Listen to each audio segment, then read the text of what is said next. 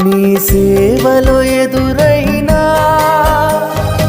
ఎన్నో సమస్యలలో నా బలమును చూచుకుని నిరాశ చెందితిని.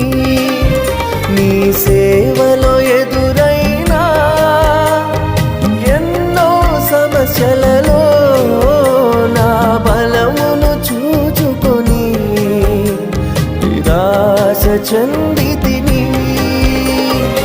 భారమైన ఈ సేవను ఇక చేయలేనని అనుకొనగా, భారమైన ఈ సేవను ఇక చేయలేనని అనుకొనగా, ప్రధాన యాజకుడా యేసు నీ అనుభవాలతో బలపరచితివి.